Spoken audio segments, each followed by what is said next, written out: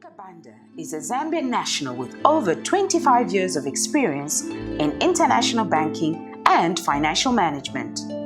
Her experience spans the globe in Africa, Europe, Latin America, the Caribbean, and the United States of America. Dolika is based in Johannesburg, South Africa, and Lusaka, Zambia. She is currently an independent consultant, and she sits as a non-executive director on the boards of EcoBank Transnational Incorporated, ETI, Harith General Partners, South Africa, the UK's DFID Financial Sector Deepening Africa, and also serves as Group Chair of Focus Investment Group.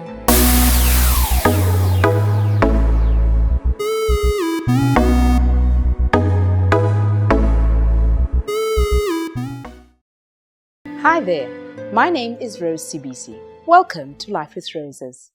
On set today, I'm honored to be speaking to Dolika Banda.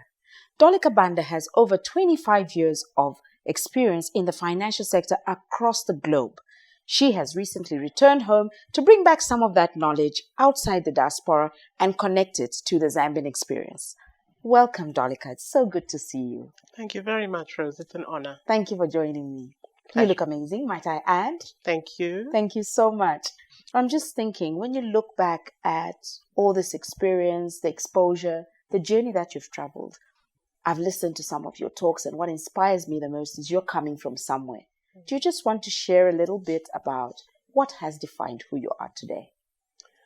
Well, Rose, I always try to start off by telling people that it was actually an adverse situation that defined what is today, I think, a very successful story. So I express it as I was molded out of the crucible of death, which is a sad statement, but with a very good outlook in the sense that my father passed away when I was 10 years old in a tragic car accident. Sorry about We that. had been, thank you, we had been typically a very cohesive family, 6 children. And as a result of that, I felt as though the night my father died, our whole world had been broken apart. And what was a cohesive family was scattered as if torn out of a tornado, and you are in a home and there's a tornado, and then you wake up and you land in many different places. And from that time, I really decided, because I had been so dependent on the cohesive family and on my father, with whom I had a very close relationship. At that time, I decided it is important to be independent and it is important to cut out your own life in this world. And I would say that really drove where I am in terms of success, in terms of independence. As a personality, I would say I was defined by 4 women. My 2 grandmothers, my paternal grandmother and my maternal grandmother, after whom I've named. Oh, wow. And also my 2 mothers, in the sense that I had my biological mother. And then I also had in my life a beautiful woman called Hope Mwansa, who was synonymous with Tandiwe. Tandiwe passed away first, and so Hope became my mother. Oh, wonderful. Oh, thank God for that. I'm thinking, part of the reason why I was so intrigued by your story and wanting to spend some time with you was that I noticed when you had the TEDx Houston talk, you gave a very good reference in terms of how it's a collective effort for somebody to be raised, which is what you're attributing to now. There has to be a reverence for history and reverence for where we come from as a people. You went out there and cutting out an independent life that you did. You went into the financial sector. But why the diaspora? Why did you not start off and stay in Zambia? At that time, globalization was not a conversation that we were having in any way, sense, or form. So I would say it was by divine intervention rather than my own smartness. I did, however, always want to explore the world. I was an avid reader when I was young. I buried myself in books. Again, it was a way of just getting away from the harshness of reality, but in a way it opened up a whole different world for me. And I wanted to explore the world. Professionally, I got to a point where I had done well in Zambia, but then I asked myself, I want to be known to be the best of a good lot. That's it.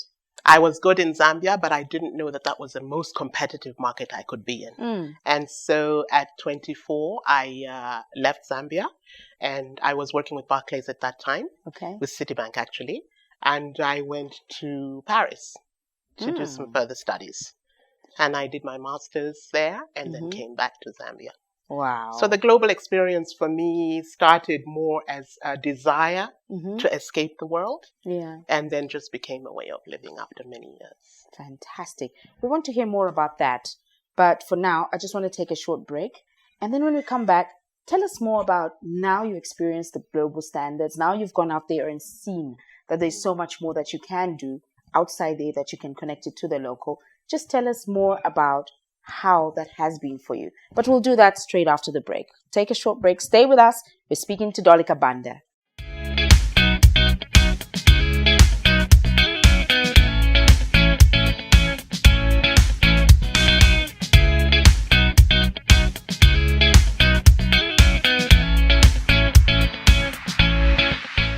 Welcome back. You are watching Life with Roses. On set today, I have Dolika Banda. Dolika Banda has 25 years of experience in the financial sector across the globe. And just before we took a break, she was just busy sharing her experience of what the journey has been like on the other side.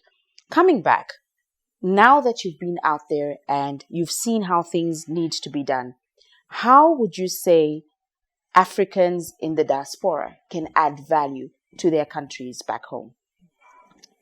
I think there are many ways in which one can add value. I think we often feel that you can only help your country when you're in the country. But actually, I always say, even when I was in the diaspora, I want to be working in Africa or on Africa. Yes. So it's to carry the mantle wherever you are. But obviously to be on the ground. And I think now is an opportune time for us as Africans to realize the so-called Africa Rising story. It's been around for many years. But if you look at many, many countries, ourselves included in Zambia, we are not really in the driver's seat. Yeah. We are passengers on our own train. And I wonder whether we will be in that driver's seat unless you're sitting on the ground. So I'm always amazed that whenever I fly into Zambia, whether you're in Emirates or you're on South African Airways, there's so many non-Zambians coming into the country. Right. And you have to ask yourself, what are these people following? There has to be an opportunity in this country that we are not seeing. That's right. Yeah. And I'm happy to see now that we've got a few more indigenous Zambians who are doing some amazing things. That's true. And breaking out from the mold of being employees and becoming owners and drivers, as I mentioned earlier, of our own economy and in our own country. That is the only time I think that we are going to say we own this country. And that was a driver for me coming back to Zambia. That's fantastic. And I know for a fact that you've actually got your own interests here and you've got some projects that you're involved in Zambia just to demonstrate that very point that you're talking about. Do you want to shed a bit of light on some of the initiatives or projects that you're involved in Zambia? I think I can talk mainly about 3. Okay. I'll start with the first one because it's very emotional and it's not really a project, but it's something that I feel has really, really completed me in terms of coming back to Zambia. And that is my ability to be able to connect with my younger nieces and my nephews and my elderly aunts and uncles. That is a history that we may never see or hear again unless you spend time with them. Okay. So project number 1 for me was to just plug back into the Banda family. Okay. And share the knowledge that I have had. From my TED talk, you realize that at the end of the talk, I did say that I am now stepping back in the way that my grandmothers did and becoming an advisor in order that the younger generation can now step into the circle. Yes. So that's my project number 1 and I love it. And we have a monthly lunch with my nieces as well as with our elderly mothers. So it's 3 generations. And the sole purpose of that lunch is to just have a meaningful relationship and share and grow one another. Sounds exciting. I love it. Very engaging. The second project I'm doing is that I'm mentoring quite a lot of people. Youngsters mainly. I'm a big believer in youth because when I'm 70, I'd like to think there'll be a 20-year-old out there doing the right thing in this country and making my life comfortable. So I have a lot of young people that I mentor. And I'm very proud. So I'm a young man. We always talk about the girl child, but I believe that this country is made up of 2 sexes. Absolutely. And we cannot focus on one and not the other. There are a lot of young men who need mentoring. So I spend a lot of time doing that with young people. And then thirdly, I'm doing quite a number of boards. I know they probably will hate me for putting them on the public space, but I chair a group called Focus Financial Services. Okay. And it warms my heart, this board. I also sit on large boards like EcoBank, Harris, which is an infrastructure fund out of South Africa. Wow. But Focus is Zambian owned, Zambian started, Zambian managed. And I just love it.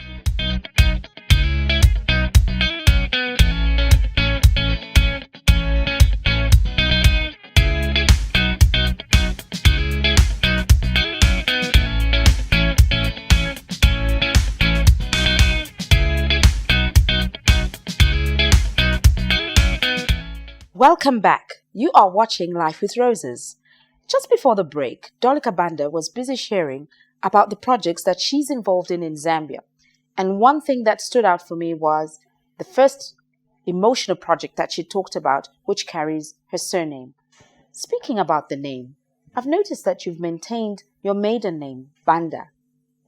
You haven't really been associated to anybody. They say behind every successful man or woman, there is somebody. Is there a special somebody?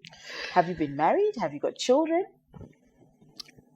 Never been married, Rose. Okay. So I always say the world, it's me, myself, and I. We are three people. That's selfish. In my world. Very selfish. Yeah.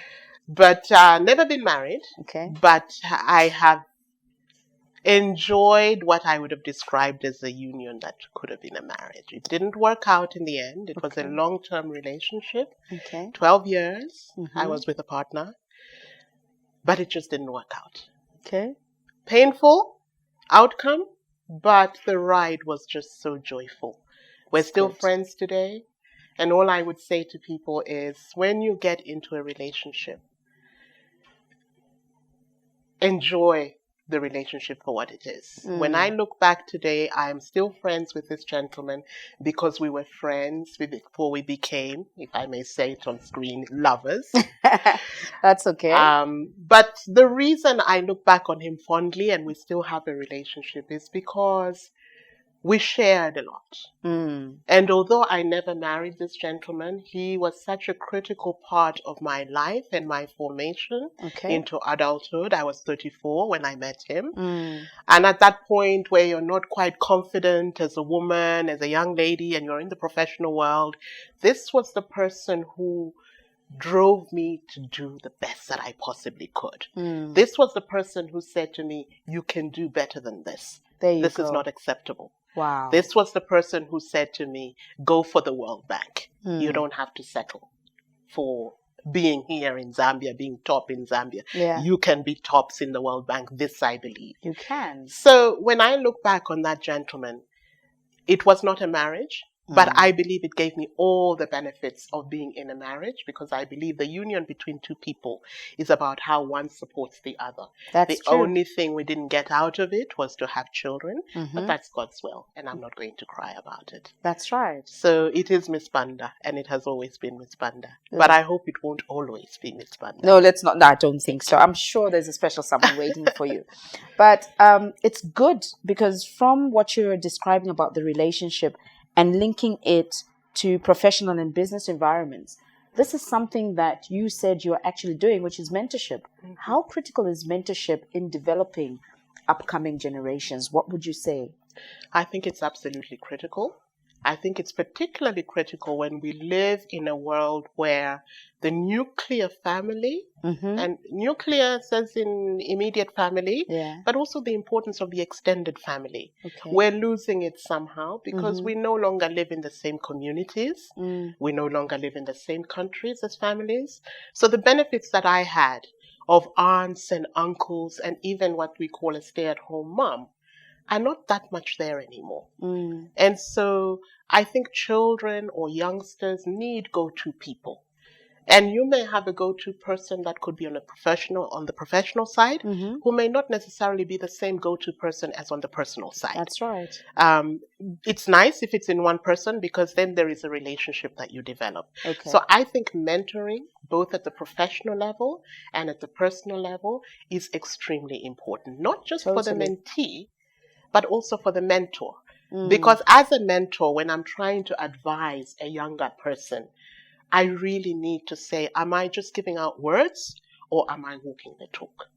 When Karen looks at me Is she seeing Auntie Dolika who gives her the advice?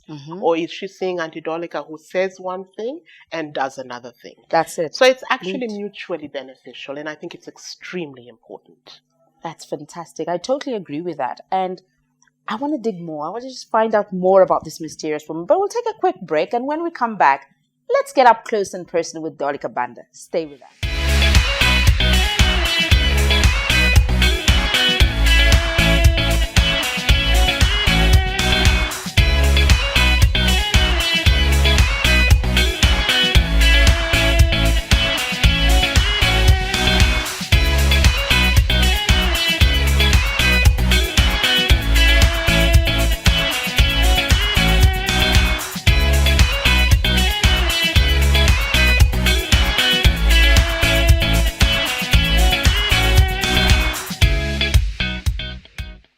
Welcome back. You're watching Life with Roses.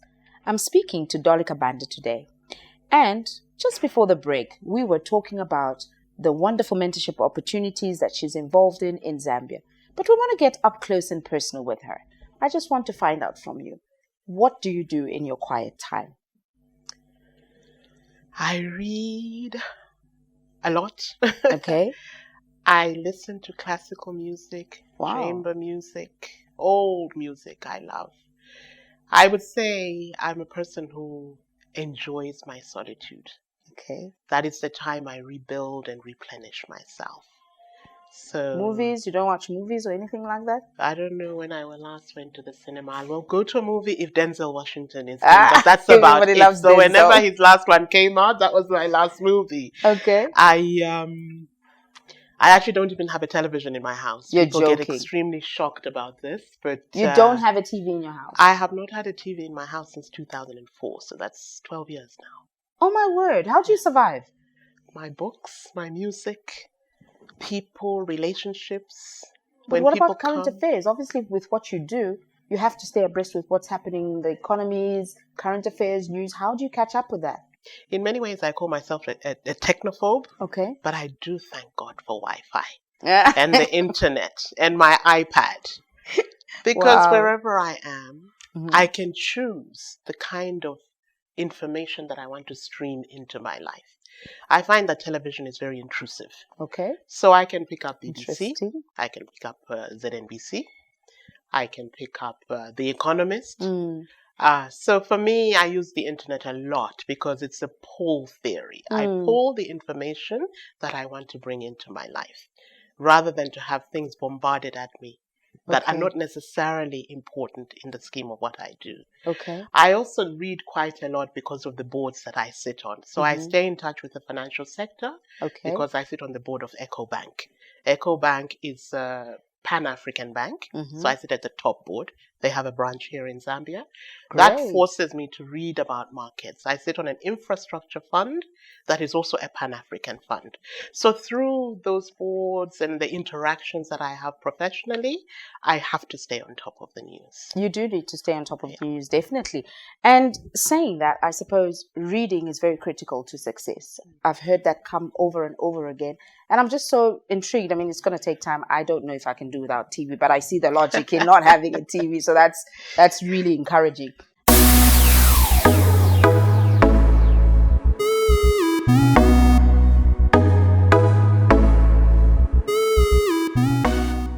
We've got a tradition on Life with Roses where we will like to give you a rose. And we want you to pass on that rose to just inspire somebody else to get up and bloom. Be inspired by whatever it is that they're doing and go out there. So if I hand you a rose right now, who would you pick and why? Thank you, first of all. And it's a pink rose. It is a pink rose. Matches very nicely with your dress. I love roses. Okay. One of my two mothers loved roses. It's hard to give something beautiful to just one person. And so when I look at a rose, first of all, you have to love it for what it is. The thorns are part of experience. There you go. Embrace those thorns. In life, if you have not been pinched or cut or hurt in some way, shape or form, then you've not lived. You've not lived. So when I look at this rose, first of all, I want to say embrace the thorns. To give it to one person would mean that I would need a visa to go and visit my own family, because I will definitely offend a lot of people. So I think of it as the petals of a rose. There's so many petals in here, and therefore you can throw these petals to as many people as you really want to. So for those that I do not mention today, please remember that you're a petal in this rose, and I do love you, and I do care, and go out there and flourish. I would like to single out two people. Okay. I'd like to single out my best friend, Patricia Lumbi, who also left the diaspora and came home to be really amongst the people, a team of very few people who founded the Psychiatry Association in Zambia. Oh, so helping a lot of people. These are unsung heroes. They are. And we all know a lot of people in this country who go through a lot of mental anguish and they don't know where to go. And I applaud Patricia for that daring, that braveness, but also for being my biggest fan. Oh. Wherever you are, Chipo, continue to do what you do, because you touch many lives. And we don't often say thank you, but you are an angel for many, many people, not just for me. I would like to single out one of my current mentees, Karen, who is such a carer. Now, Karen is the eldest in a family.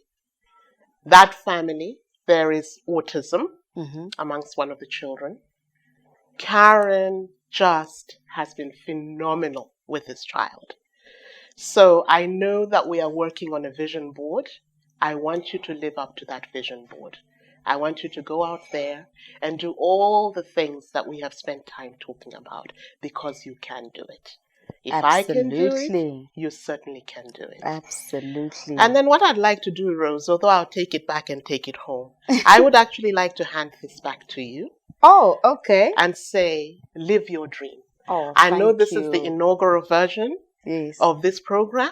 One day it will be the first, but I know that you're going to do it. Thank you very much. So I really appreciate it. And I'll take my rose back. Oh, now. there you go. Thank you. Thank you very much. And that is what we are about. This phenomenal moment is exactly why Life with Roses exists.